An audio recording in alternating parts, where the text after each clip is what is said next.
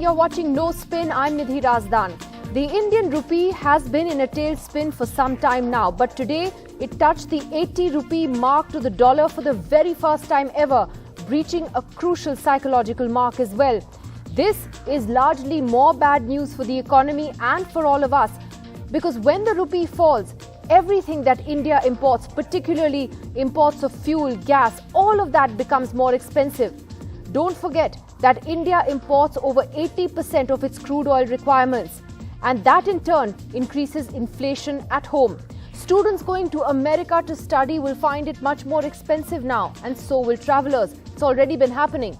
The only real upside is that exporters do make gains, since a falling rupee makes India's products more competitive. Now, all of this is happening when the GST has gone up on so many essential items from oil to atta. And today, we need to look at whether, at the end of the day, as the politicians bicker about who's at fault, whether you and I, the common man, ends up suffering. Joining us first on the program tonight is India's former finance minister and senior Congress leader, Mr. P. Chidambaram. Mr. Chidambaram, thank you for joining us. In very simple terms, what are the consequences for the Aam Aadmi when the rupee falls in the way that it has? Well, this straight consequence, the direct consequences, prices will increase. We are deficient in many goods and many commodities, and therefore our import bill is always higher than our export bill, and imports will be costlier. So straight away it will impact prices, it will impact inflation. But when fuel prices increase, it has a chain effect, because fuel is the determining factor in practically every activity today. And fuel prices will increase: petrol, diesel, aviation fuel, gas, everything will increase. And therefore, the direct, immediate consequence will be an increase in prices. Do you believe the government could have done anything about this, Mr. Chidambaram? Because we've been seeing this weakening of the rupee for some time. There are various factors at play here, including, what's happening globally. So how much of this do you believe is in the control of the government here? Well, government and RBI are equally responsible for maintaining price stability. One can't point to the other. In my view, the RBI did enough, but it did it too late. RBI should have increased interest rates at least 2 to 3 months earlier than it did.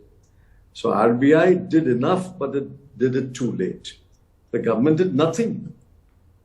In fact, the government has done graver damage by increasing the GST rates effective today. The government did nothing to control the current account deficit, nothing to control the fiscal deficit, nothing to boost exports, nothing to contain imports, except, of course, levying taxes and maybe some moderation in imports. And worst of all, it has increased the GST rates. So government is doing everything which contradicts what the RBI is doing. Mr. Chidambaram, however, the finance minister has hit back today, and she has made the point that, the opposition, ministers were part of the GST Council meetings that took these decisions on raising the GST rates for certain items, including certain essential items, and therefore they were party to those decisions. How would you respond to that? How do we know that? The West Bengal minister just now disclosed it was a virtual meeting. And she says at the meeting, she opposed the GST rate increases. Now, why should I believe the Union Finance Minister and not believe the West Bengal minister? Is there any written document? Have they signed any statement? So this is word against word. And remember, until 2 days ago, the finance ministry was putting out that it was a unanimous decision. But now they have corrected it. And since yesterday, in both written expressions and oral expressions, they are using the word consensus. So there's a vast difference between a unanimous decision and a consensus decision. And at a virtual meeting, but why didn't you call a physical meeting so that ministers can meet face to face, ask each other questions, and decide this very vital matter? See, there are two aspects to the GST rate increases. We are all focusing on one. One is whether it was right to increase the rates on a number of goods of mass consumption. Leave that aside. The second is timing. Is this the time to raise GST rates when retail inflation is over 7%, when wholesale price inflation is over 15%, when the rupee is falling and therefore it will make imports costlier and it will impact prices? Is this the time to increase GST rates? Interestingly, as I was seeing all of this happening at a time when The Economist just came out with its Crony capitalism index, Mr. Chidambaram, of 2021, where, it's ranked countries based, on the billionaire wealth as a percentage of GDP, and they're looking at crony capitalism in particular.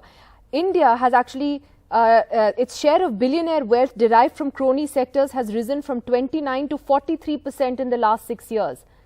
Is that a telling figure to you? That's the only index in which India seems to be rising. Hunger index, nutrition index, in every other index, India is falling. On press freedom index, liberty index, we are falling. This is the only index we are rising. Do you require a magnifying glass to examine the sore on your palm? I'm translating roughly a Tamil proverb. It is absolutely clear that this government is pro-capitalist and a few capitalists. They are they are crony capitalists. Practically everything is going to these crony capitalists. There will be a rise in the number of billionaires, and I don't regret that. But these billionaires are being encouraged and created and allowed to become fatter and fatter billionaires by crony capitalist policies of the government. Finally, though, coming back to the point on the rupee, Mr. Chidambaram, if you had a piece of advice for the government today, what would it be? What can they do to stem its further fall? All of you are very optimistic that government listens to advice. I've told your show, the government listens to nothing, nobody's advice. I'm willing to write to you a private letter and you give it as your advice to the finance minister. And she may accept it, but certainly she won't accept any advice coming from me. The first thing the government should do is to acknowledge the reality. You have to acknowledge it. You have to accept that there is a serious issue about inflation. There is a serious issue about unemployment. The serious issue about depreciating rupee. You have to acknowledge this. Once you acknowledge this, then you can look at remedial measures. Remember, 2013, we were in exactly the same situation. There was raging inflation and the rupee had fallen from 59 to 68. But within about 4 to 5 months, did we not bring back the rupee to 59? Did we not contain inflation? Did we not boost the GDP growth rate in the last year of UPA government from 5.1 to 6.9? It's doable. It may be contextually different. Some things have to be done, some things have to be changed. But it's doable, provided you acknowledge that there is a problem and you invite suggestions. However, there is an argument that some in the government are giving about the rupee, which is that it's actually strengthened against the British pound, against the euro. It's the dollar with which it's weakened. Why is that happening, you think? What kind of satisfaction is this? Our rupee is stronger against the Sri Lankan rupee. Do you want to gloat about it? Look at our trade basket. What proportion of our trade, import and export, is denominated in dollars? Please ask the government after this interview is over. Please ring up them and ask them what proportion according to me, according to my recollection, and I may be wrong by a few percentage points, over 80% of our trade basket is denominated in dollars. So what is the pleasure you get by saying my rupee is appreciated against this currency, that currency? As long as it depreciates against the dollar and massively depreciates against the dollar, and if your trade basket is 80% denominated in dollar, then the only thing that matters is the rupee-dollar parity. What else matters, tell me? So finally, if you had a prediction to make, do you think that we could be looking at 82 rupees to a dollar? That's what some experts are predicting, and they say it could happen soon. I am not a soothsayer or with the kind of foresight which Mr. Narendra Modi and the late Ms. Sushma Swaraj had in 2013-14. Remember what they said? If we come to power, the rupee will come back to 40 rupees a dollar. Thankfully, after they came to power, they abandoned that completely bizarre idea. I can't predict, but all I can say is it will get worse before it gets better. It's quite possible that the rupee will depreciate a little more before it can be stemmed. But I can't see the 80 rupee to a dollar coming back to 70 rupees a dollar, which was there even a few months ago, very quickly, because I don't see this government looking at measures. All right, Mr. Chidambaram, cautious words from you there. Thank you for joining us on NDTV this evening. As you said, you expect things to get worse before they get better. And let me take that straight to the panelists this evening. Rajat Sethi, economist, joining us. Mr. Amar Patnaik, Rajya Sabha MP of the BJD. Also Amitabh Dubey, who's a member of the Congress and a policy analyst. All of them with us this evening. Rajat Sethi is part of the problem, from a political point of view, the kind of rhetoric the BJP gets trapped in, like Mr. Chidambaram rightly reminded us, you did have the BJP saying back in 2013 that we'll bring it back to 40. I have old bites of the Prime Minister tweets, at the kind of jibes that were made at the UPA government at that time. So is there a lesson from this about this kind of rhetoric?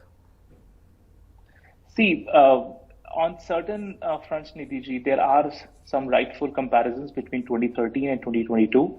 But one thing that stands different is that among all the major economies, and I can pull out data for that, India's retail inflation back in those days was worst hit. Compared to that today, we all understand how there is an import of inflation. This happens because, we all know that the US Fed mismanaged the situation. US inflation shot up. Because of that, they had to increase the interest rate. There was flight of capital from emerging economies like India, and therefore the import bills exceeded. And this is how an American problem was brought into India, and the inflation has risen as we see. But keep in mind one thing, that this is still within a manageable range. Look at the other economies which have historically been suffering with deflationary tendencies, like Japan and like Italy and like various other European countries, as well as US. They're all staring at 9 to 10% of inflation, which was absolutely unheard of in those countries. At this stage, policymakers in India, they're grappling with this impossible trinity. How do you manage your interest rate, your exchange rate, and your reserves? Handling all these three things, you can at best do justice to two. You will still have to do away with one. Therefore, I think what the government is at this stage thinking is that let us not chase, some kind of a hypothetical level. Allow, the prices to come down. And this is where I believe I do not agree with Chidambaram ji is. See, US is staring at recession, a technical recession. They already had a quarter of recession, the previous one. This quarter, if it again goes recessionary, we will call it a technical recession. The fuel prices, the crude fuel prices around the world are already facing the recessionary pressures. The crude has gone down below $100 a barrel to around $90, if I'm not mistaken, $90. It's going to further go down and stabilize around $55 to $60. That's what Rajat Sethi, my point very simply, this is an important point. Yeah. This is a very important point. So if the fuel-related inflationary pressure reduces, countries like India will not face a very elongated or an elaborate season of high inflation. This is what experts But say. we are, I think these are words of cold comfort. Amitabh Dubey, if you want to come in on that, because when we hear the government saying that, our fundamentals are strong, our economy is in a relatively better position, that might be the case, yes, and in certain areas. But at the moment, it's cold comfort to people who are facing, higher GST slabs on essentials, inflation, which has also been in double digits now for more than a year.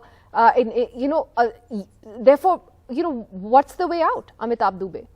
Yeah, so, as Mr. Chidambaram said, there's a very serious impact on our imported goods, and 80+% of our goods are dollar denominated, including our oil, 86%, coal, and so on and so forth.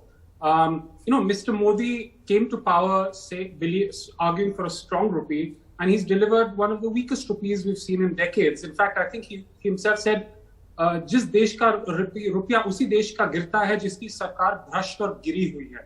These are his own words. And the rupee declined by about 21 rupees under Mr. Modi in 8 years, compared with 14 rupees in the whole decade of Dr. Manmohan Singh. So I think the first point is that the government has put itself in this position of having to defend its record on the currency. The second point that was made was about imported inflation. Even the 2013 taper tantrum was an imported crisis because the US Fed began to taper its purchases of bonds. And that had a big impact on emerging markets, including India. Now, if you look at what the IMF is projecting for India now, we're talking about a comparison between previous crises and this one. India's current account deficit is actually projected this year to be one of the lowest amongst all countries, or all emerging and developing markets. So we also have severe vulnerabilities. So I would say we shouldn't be too overconfident that we have ridden out this storm. All right. Amar Patnaik, if you wanted to come in on that, do you think the government is doing enough? No, so just as Mr. Chidambaram was saying, there are two actors here, the RBI and the government.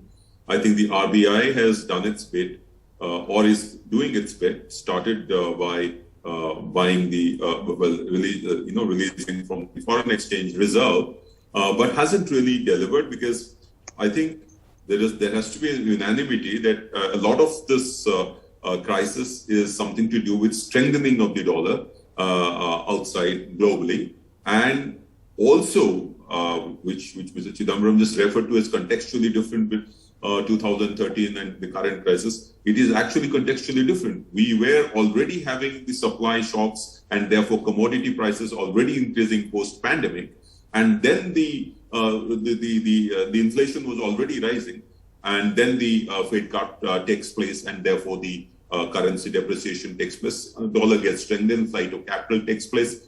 So what the government must do now, I think there are two things that has to be done. The RBI should be fixed on, I think its main job is to contain inflation. And therefore, I still feel the estimates say there are about 3 times more of the liquidity in the system, which probably can be squeezed out by increasing the interest rate a little more. The government will have to do more in terms of fiscal measures. One is, of course, it has imposed some kind of imposed a import tax on the import of gold. Therefore, the imports will come down. But this rupee settlement, which has been recently, recently been taken out, that has to be actually taken forward. Qatar, for example, Qatar has today agreed to rupee denomination in international trade, and therefore, if the crude oil import from Russia, if it can be somehow denominated in rupee transaction to some extent, then probably this could decrease. Another point is, of course, the fact that the short-term corporate bonds, the automatic access route for foreign capital to buy short-term bonds or government securities, that has to be opened up. The easing of access to Indian market by foreign capital. Okay. What do you think of the Crony capitalism index, Mr. Patnaik? I want to ask you, what do you think of the economist ranking? I saw that. But you see, the Crony capitalism index is a matter of concern. But I think unless you look at the trend you are giving a position today. So what was the position earlier? And then we also really have to see, for example, Russia, it is at some 30 here, Malaysia, Thailand. So I think we not only have to do a horizontal comparison, we have to do also a longitudinal comparison. We've gone up in the ranking at least. Amitabh Dubey, what do you think of this? I mean, it's kind of ironic, isn't it, while the rest of us are kind of dealing with this price rise and all the rest of it? Yeah, I mean, obviously this is quite embarrassing for a government that claims to have ended crony capitalism. I want to just describe one episode which summarizes what stage of crony capitalism we're going through. In March 2019, GVK, which owned Mumbai Airport, challenged Adani's attempt to buy a stake in that airport, which a company is entitled to do, defend its ownership and so on and so forth. And in October 2019, this is a little over 2 years ago, GVK actually went to the markets and raised funds to defend itself against an Adani takeover. In July 2020, just a few months later, the ED and CBI raided GVK across its offices across the country. And 1 month later, GVK sold out to Adani. Now, this is a textbook case of fusion of corporate and political power and crony capitalism. I don't think we can come up with such an example in previous governments. So we can debate the index. Obviously, it's embarrassing that the index went up for the Modi government, but it is this that tells you what is really going on the ground. Rajat Sethi, you want to comment on the index? India's share of billionaire wealth derived from crony sectors rising from 29% 6 years ago to 43%, 29 to 43% in 6 years. See, I'll give you a more principled stand on this. My principled position is that India's Competition Commission should have more teeth. They should allow more competition and be more proactive on its antitrust laws. There has to be more proactive ways of breaking monopolies which are being created and ensure that a broader ecosystem for startups coming in and challenging the proverbial Goliath, those ecosystems exist. Now, having said that, let me tell you the kind of condition India was in back in the UPA days. We all know how phone banking used to be the means to access of capital, and capital being a formidable factor of production. Anybody who had access to that was successful in emerging as a monopoly. We saw so many such companies, and all of them literally who were scavenging upon access to the state and access to state-sponsored capital have all been bankrupted at this stage. Lanco Solar and all of these, these giant infrastructure companies that were out there. So I would love to see a comparison, an objective comparison with these metrics put out in public, which compares India's position, say, in 2009 to, say, in 2019, and then we can discuss about it. Because otherwise, all of these metrics that these global indices put out are subject to mockery because they believe they have some kind of a fanciful insight into how economies operate, and for some reason they believe that so the economist is the problem. Sri Lanka is much higher than that of India. These indices are flawed.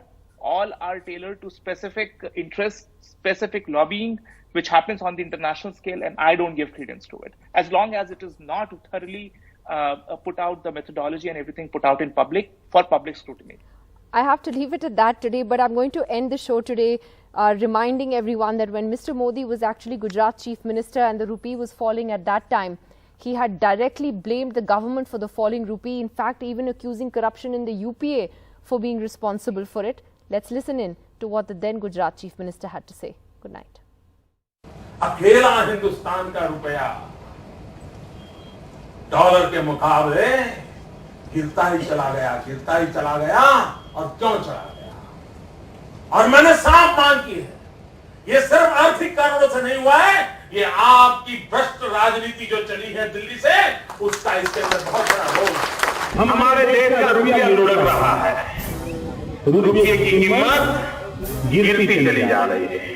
जब अटल जी की सरकार थी तो रुपया 40-42 रुपए की ताकत रखता था $1 के सामने, और ये वर्तमान अर्थशास्त्रियों की सरकार में डॉलर के सामने रुपया गिरता 60, कभी 62, कभी 65, कभी 67 गिरता ही चला